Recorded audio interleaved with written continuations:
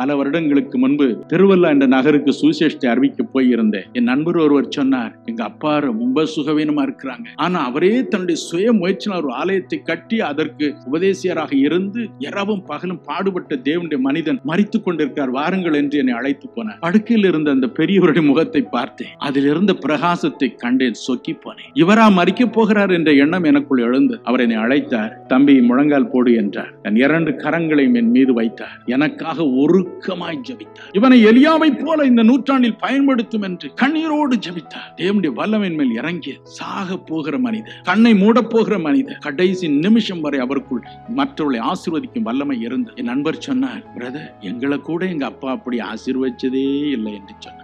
நீ ஆசீர்வாதமாய் இருப்பாய், உனக்குள் இந்த உலகத்தில் உள்ள வம்சங்கள் எல்லாம் ஆசீர்வதிக்கப்படும். இயேசு சொன்னால் சொன்னதே.